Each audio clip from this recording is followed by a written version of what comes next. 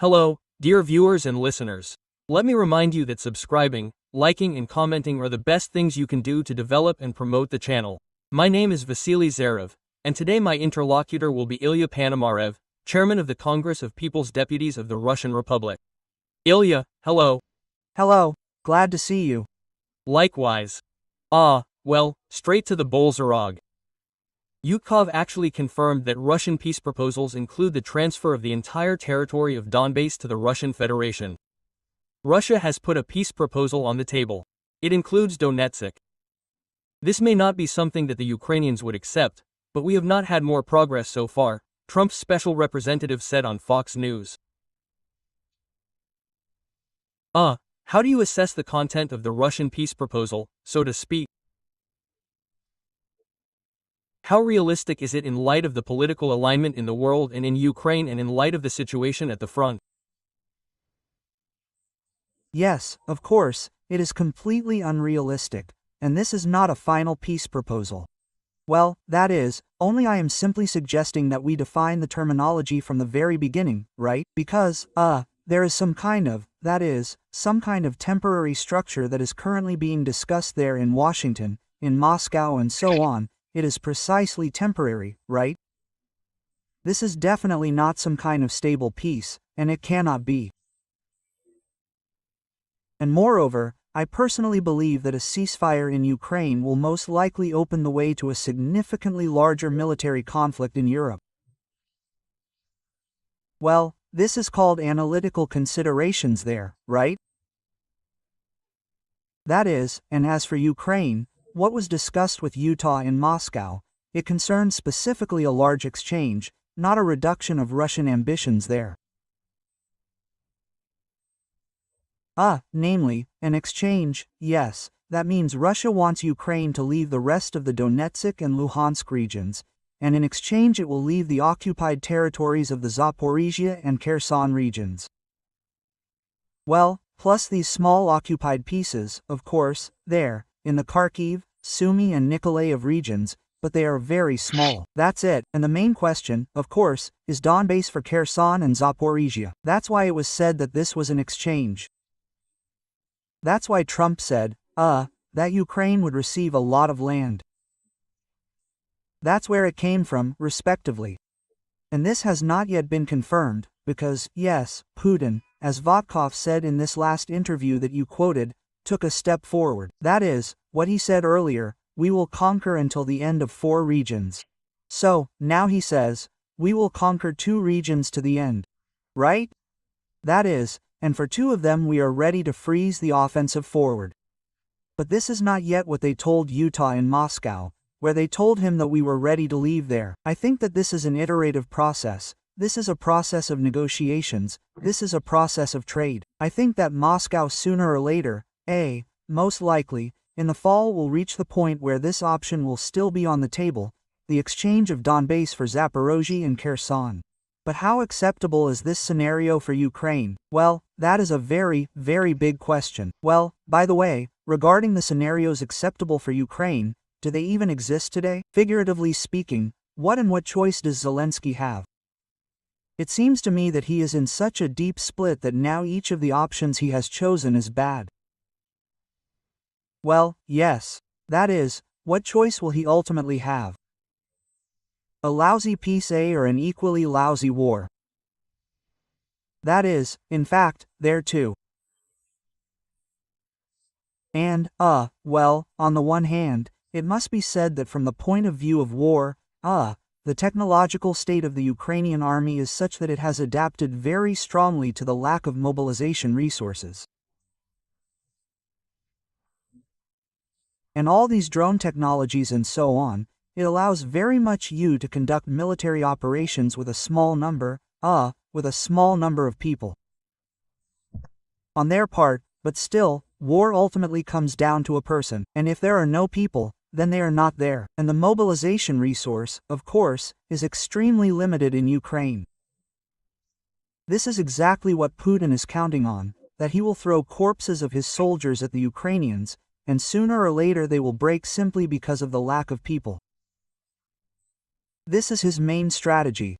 However, in Ukraine, the best sons are dying, and in Russia, not the best.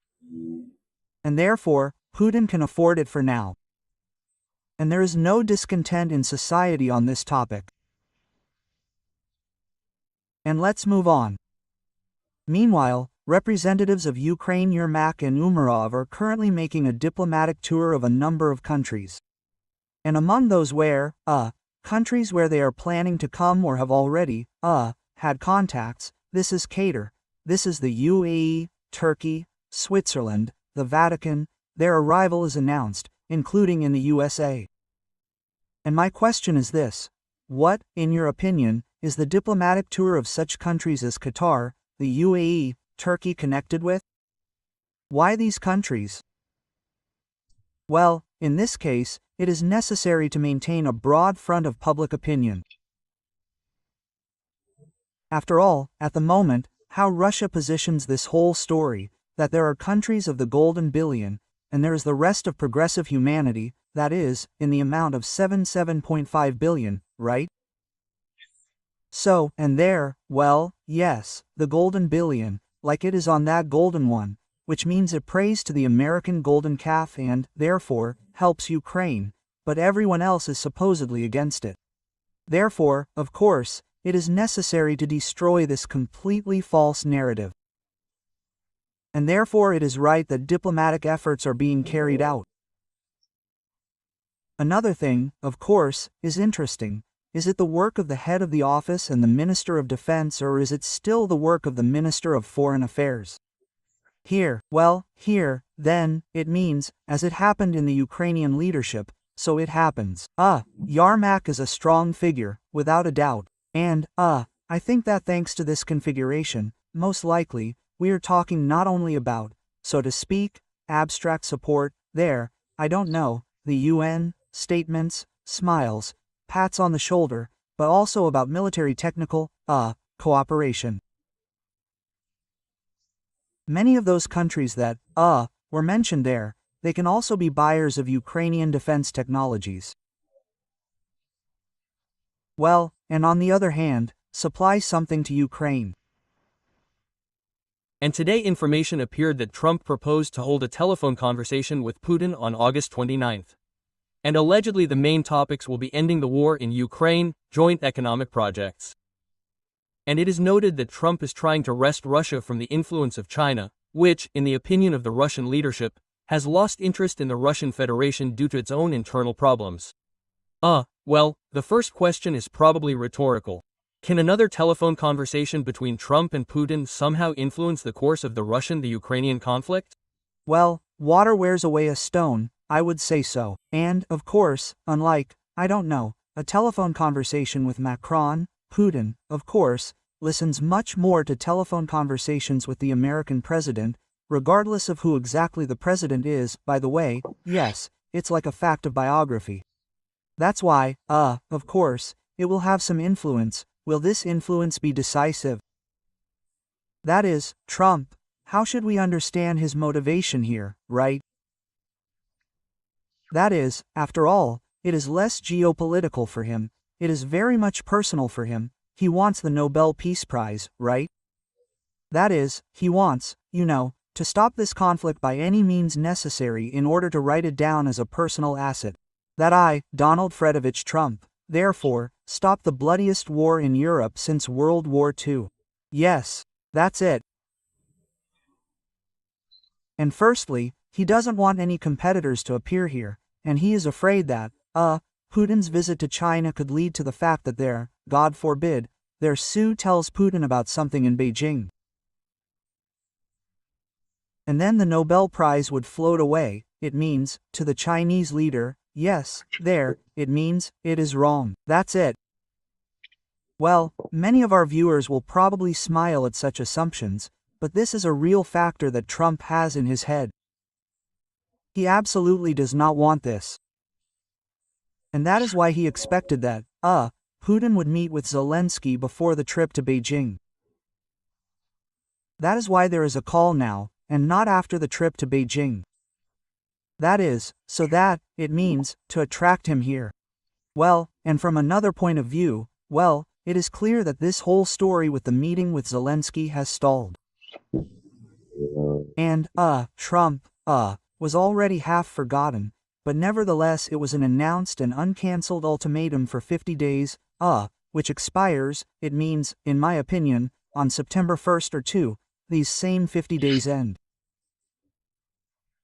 That is then, accordingly, he can remember about it. I think that this is what the conversation is aimed at. Well, here we should remember again, we already talked about Yuvitkov, so he said that the US still does not rule out a meeting between Zelensky and Putin, although personally I have great doubts about this. Well, since you already mentioned Putin's visit to China, naturally, we cannot remember this either.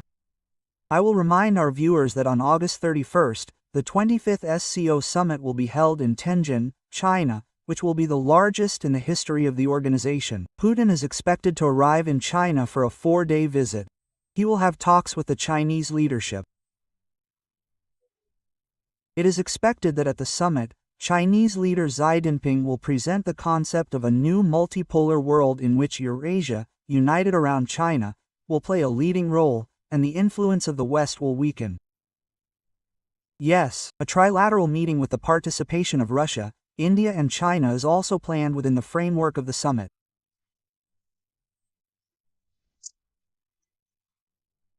And so, is it possible, considering that Trump is trying to talk to Putin well, before this visit, can we talk about the beginning of a new stage in international relations, where Russia becomes the object of a geopolitical struggle between the US and China?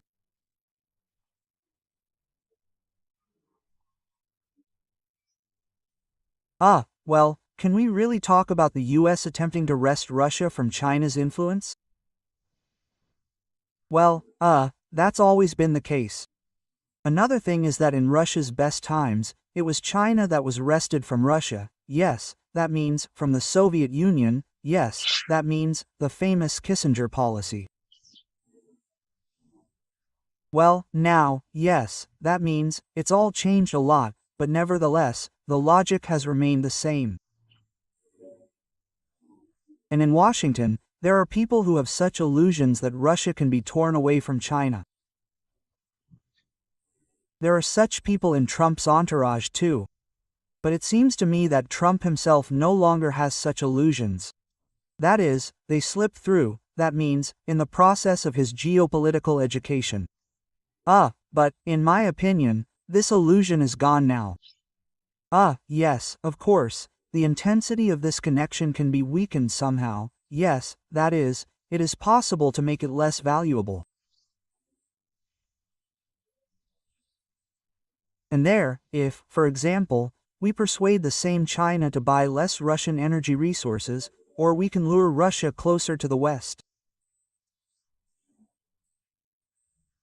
That is, without a doubt, this is possible.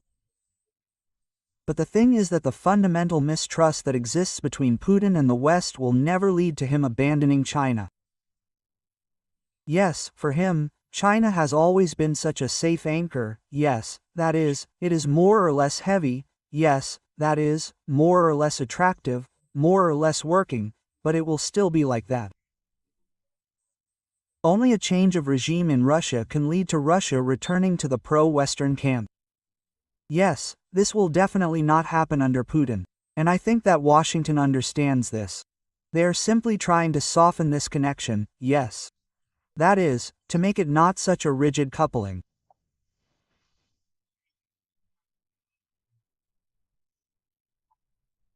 Well, if you believe the statement that Xi Jinping is trying to present the concept of a new order of events, then what could it be Russia's role in this new order of events, and what can Putin actually get from this trip, except for symbolic confirmation that Russia is not in complete isolation?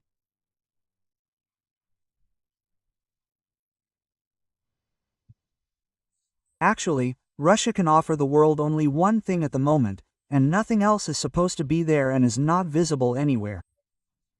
These are raw materials. Yes, there are as many raw materials as you like, that there are. It is far from just oil and gas, it is everything you want, right? That is, Russia is so big, a storehouse. That's it. But, if I remember how 20 years ago we all talked about innovations, technologies, education, human capital there, then yes, none of this is there at the moment. And even there is also an important potential geographical advantage, which makes it possible to talk about transport flows, about transport corridors that pass through Russia in the conditions of Russia's confrontation with the rest of the world. That is, all this does not work. And what is happening now, for example, in the South Caucasus with this Zangezur corridor and so on, this is precisely the result that there is an obvious route. So, if earlier there was a monster in Grek, now, accordingly, from China to Europe, which should have passed through the territory of Russia, that is, it is replaced by this southern route, which goes through the Great Turan to Turkey, through the Caspian, and ultimately they reach Europe by this southern route. And the Americans can also make money on this in Armenia, that is, in this very corridor. Here, well, that is, Russia is no longer there again. And this, of course, is a colossal geopolitical defeat for the current Russian leader. Well, by the way, speaking of the situation in that region, it should be noted that just today I had the pleasure of reading how the backs of Russian bloggers are burning, how they are burning below the back. Because information appeared that Azerbaijan allegedly found huge oil reserves there in Uzbekistan, and offered Uzbekistan the development of these oil reserves. Let's help you. And they shout, "Oi! Not only is Azerbaijan leaving us, now we will also stop influencing Uzbekistan, because Azerbaijan is already climbing there." Here, well, that's how the situation looks now. Well, I say, what else is it called, right? That is, well, there is no empty space. Uzbekistan has very serious reserves of both oil and gas, but, of course, they will be developed. And I propose to return from that region to Europe. The conflict between Ukraine and Hungary continues due to attacks on the Druzhba oil pipeline, through which Hungary receives oil from Russia. And Hungarian Foreign Minister Szijjártó assessed the strikes as an attack on energy security and sovereignty. Zelensky said that the existence of friendship depends on Hungary, and in response, Orbán threatened consequences, accusing Zelensky of blackmail. And the consequences, I will explain to our viewers, may include the cessation of supplies of electricity, gas, and diesel fuel to Ukraine. Experts believe that Orbán's threats are political bluff, since Hungary will not enter into an open conflict with the EU, which could lead to its exclusion from the European Union. And, in fact, the question is this: is the conflict between Ukraine and Hungary simply a consequence of attacks on energy infrastructure, or are its causes much deeper in the political plane? No, of course, these causes are much deeper. First of all, we must not forget that Hungary has elections coming up, and they will be in the spring. And Orbán is the leader of such radical nationalists, I would even say, Hungarian isolationists. Accordingly, he is opposed by such a moderately more liberal party. It actually also has a lot of nationalist notes, right? That is, but it is much closer to the center than Orbán himself. Accordingly, Orbán needs to consolidate his voters. He is lagging behind in the race, significantly behind, more than 10% at the moment. That is, what kind of elections will there be today? Orbán is losing. And, of course, as always, the factor of an external enemy is a good consolidator, yes. That is, accordingly, Orbán is trying to play on this. Here we rather need to think carefully, right? That is, we, will play on Orbán's opponents or on Orbán himself, because, of course, it would be advantageous for us if Orbán lost these elections. Well, I'm not an expert on Hungary, yes, that is, I just hope that there are people who think about this on this topic, yes, because this is a double-edged sword that can be played in either direction. The main thing is to play it correctly, yes, from the point of view of internally Hungarian affairs. Well, in addition, we must understand that, Orban makes money on all this, yes, he has direct interests in the oil and gas sector. These interests are built not without the help of Moscow. Once, when I worked at Yukos, the Hungarian company MOL was just in our, that is, field of vision, that is, we bought it. So I was in charge of the Hungarian direction. That's it. And, after the defeat of Yukos, this whole thing came back to Hungary with a very, very dubious deal, which was supervised by Surgutneftgaz. And their evil tongues say that this was a camouflaged bribe to Orban, with the help of which he will be dragged to Moscow. That's it. Well, I don't know, I didn't hold a candle, but that is to say, there are quite a lot of such conversations in this oil environment. Therefore, in any case, Orban also has personal interests, yes, in this sector, and he protects them. Well, in principle, is it worth considering that Orban can really bring his threats to fruition, or the European Union will not give him?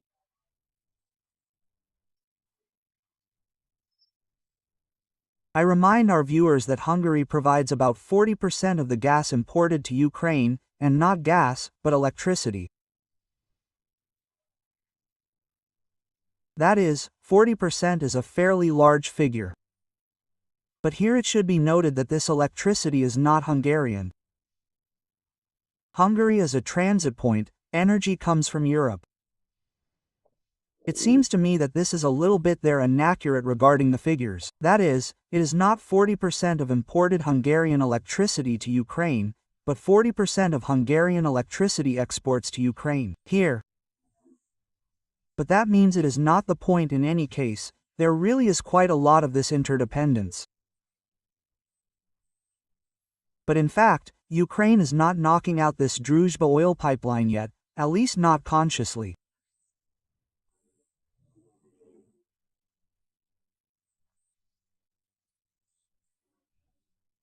The problem is that this Unecha pumping station, and this is a fork, then there is the Baltic pipeline system for the service, which is currently the first in importance export route for Russian oil, right? That is, accordingly, there is Novorossiysk, there is a service. This northern route, it is currently larger in terms of traffic volume than the southern one. And therefore, it is quite logical for Ukraine to want to knock out these same export capacities. And there, Druzhba is a side effect here, but these are such effective bells for Hungary, like, let's, then, agree. In addition, there is also a situation with Hungary these negotiations with Russia that are ongoing, the territorial aspect is not the only track, yes, that means there is also a track on NATO. And that means Russia demands that Ukraine declare its neutral status. That means Trump in his usual style, that means, deals. That means, you give me something, I give you something. That means, each side gives up something, gets something. That means, he said, let's have Ukraine give up NATO, but in return get accession to the EU on an accelerated basis. That was discussed at a meeting in Washington, where the Europeans were.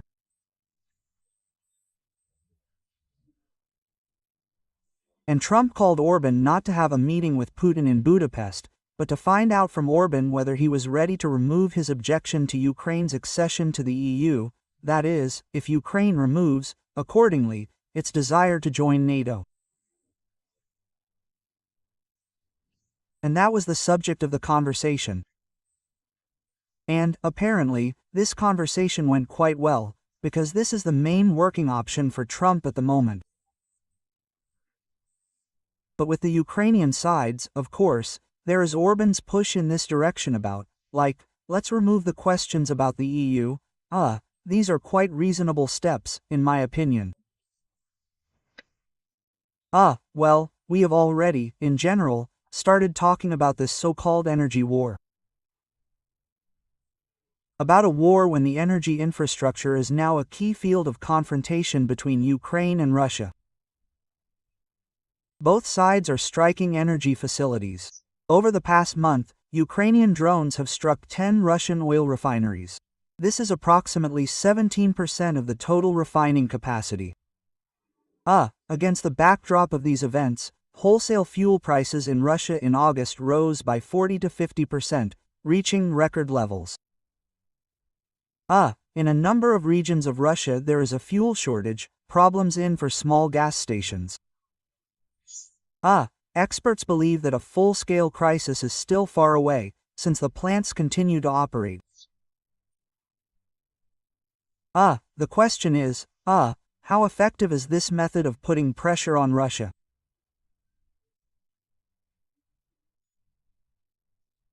And if we imagine that now the strikes are mainly aimed at refining facilities, and what will happen if it is aimed at refining and transit facilities? Will the situation in the Russian economy change somehow? Will the situation on the battlefield change somehow? Well, of course, this is an effective and useful thing. Another thing is the strikes themselves. In general, our drones are there, they do not carry a very large charge. And all the facilities, of the oil refining industry, they are built taking into account the possibility of accidents, there, fires, explosions, leaks there, that is, and everything else. Therefore, they are not completely and utterly disabled as a result of one drone strike. There are beautiful pictures with large fires, tongues of flame, that is, and thick columns of smoke. That is, they should not mislead us. Moreover, well, that is, as a person from this industry, I can say that, large clouds of flame and smoke are, on the contrary, more likely a sign of, hitting the wrong place. That is, well, because that one was blown up, or another tank, that is, this big round tank, which stores the results of processing, or, conversely, crude oil, well, that is, it burned out, there. Accordingly, some damage was caused, but this damage is very quickly corrected, right? That is, firstly, that is, all these containers, there are many of them. Usually, one burns out, well, that is, the one that was directly hit. That is, it is very rare when it happens that is, another one is hit, well, and so specifically against this, that is, everything is built here. And this is such damage, it is very short-term, long-term damage, when they hit the installation, moreover, they're in the primary installation, of oil processing, which is the core of the oil refinery. In modern oil refineries, there are usually from 2 to 4 of these same primary installations.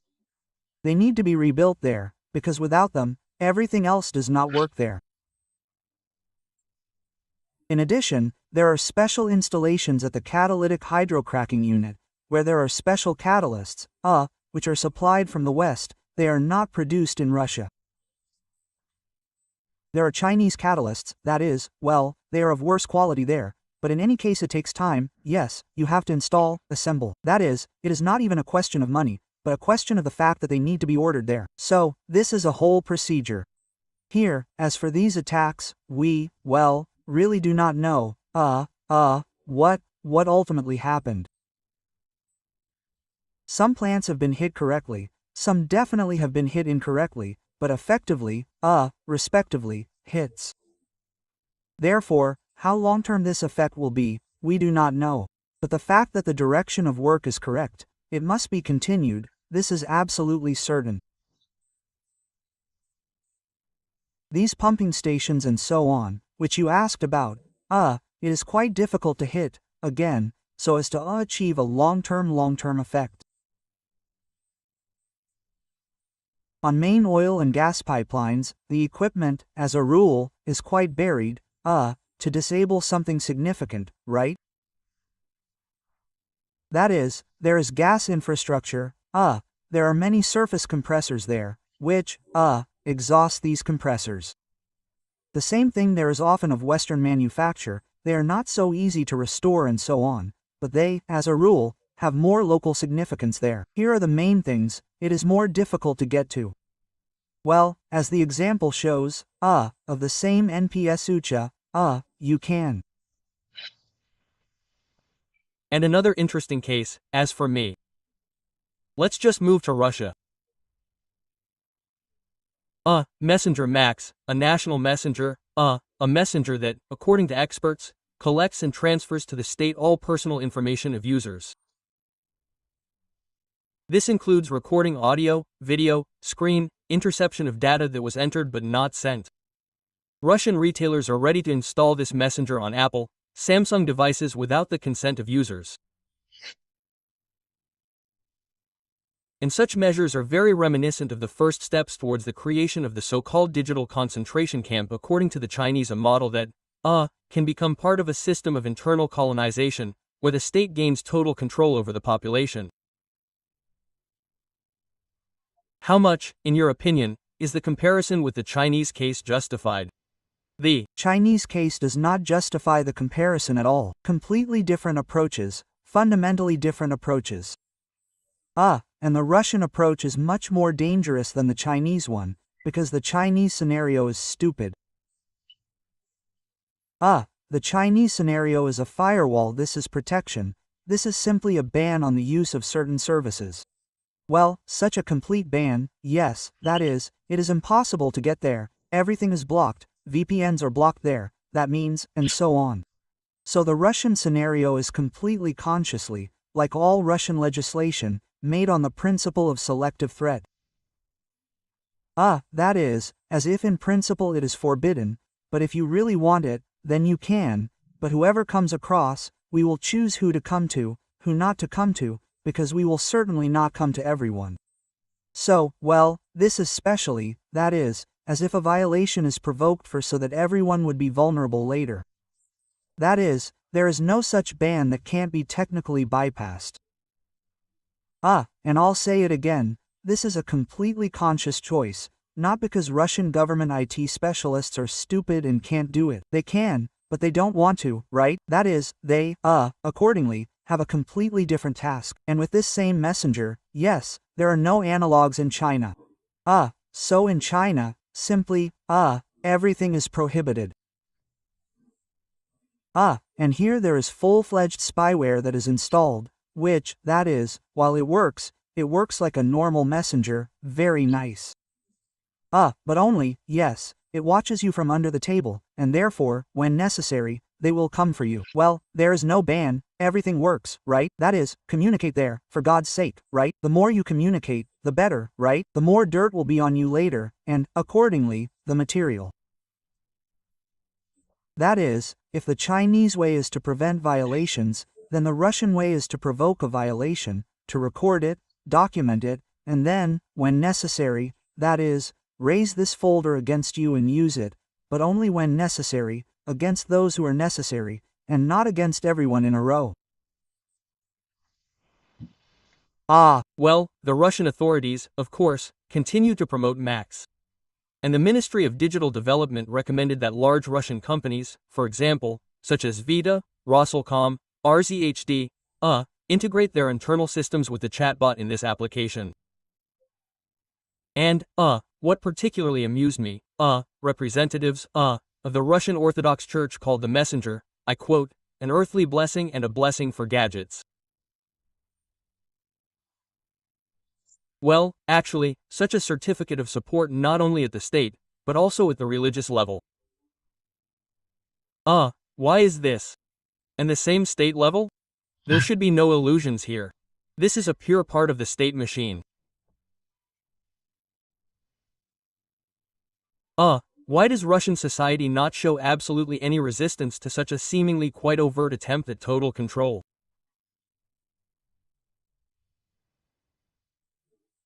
Well, what kind of resistance can you show here? Well, that means there are no rebels, right? That means that all resistance, it happens when people understand that they can achieve something, right? That means, after all, a person often acts irrationally, but his internal motivation system must still be reasonable.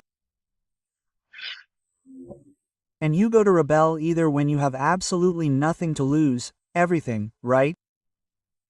That means, you stand at the line and like a rat driven into a corner, it rushes, right? That means, well, because that's it, right? That means that there is absolutely no such situation in Russia.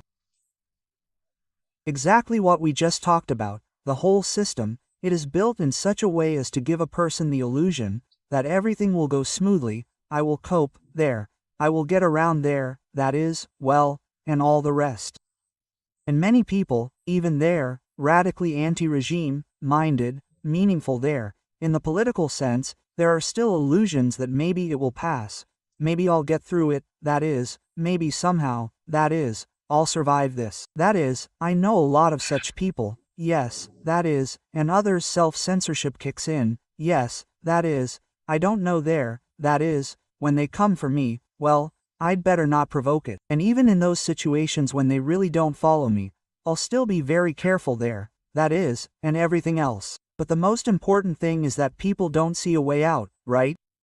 That is, they don't see that they'll now organize some kind of, I don't know, protest there or go out into the street or do something, and after that there's a real chance that the situation will change. There is no such cause and effect relationship, and in this situation, of course, there is no protest.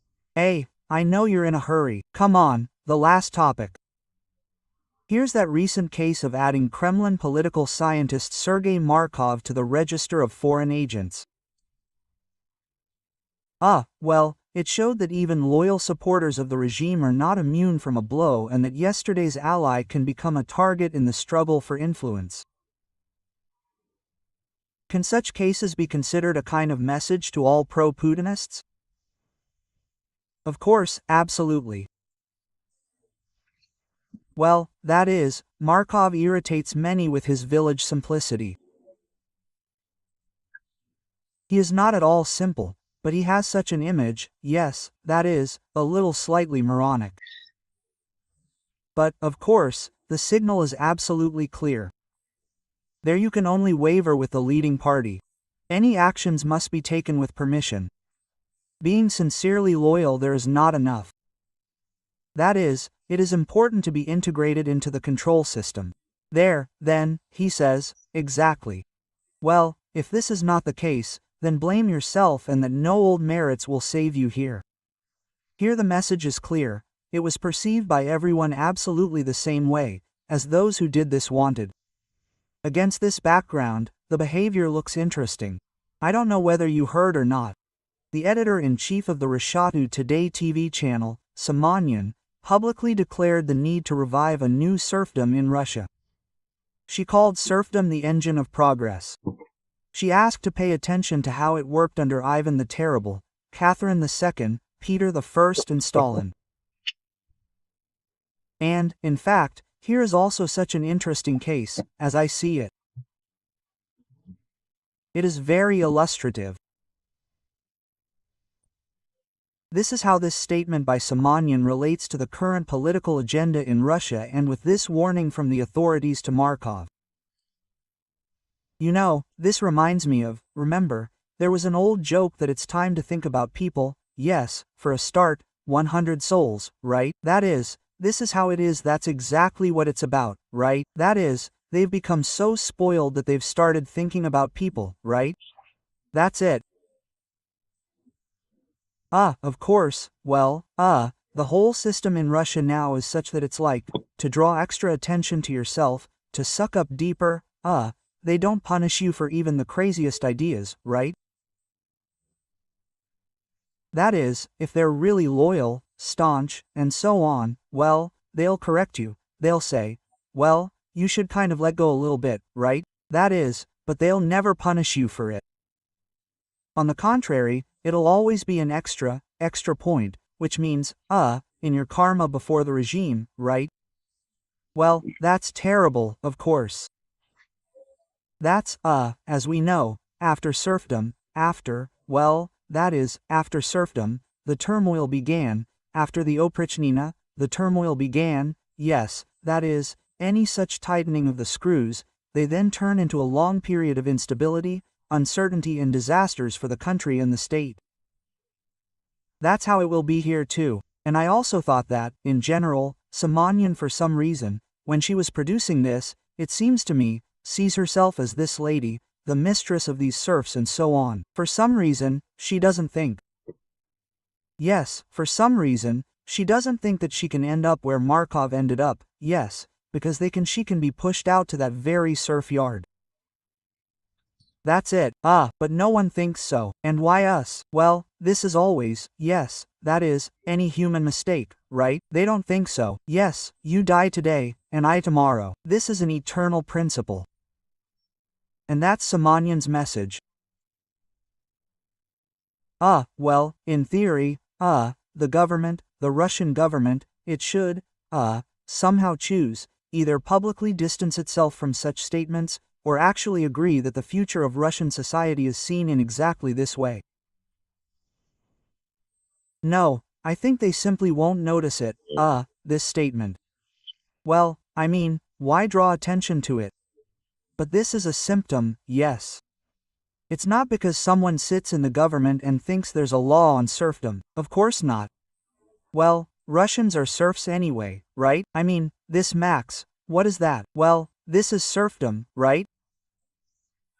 I mean, and watch the TV series Black Mirror. You can get a lot of useful ideas there for a modern version of, serfdom. This is not a symptom of a disease, right? I mean, the entire Russian elite perceives the state as a mechanism for extracting its personal rent.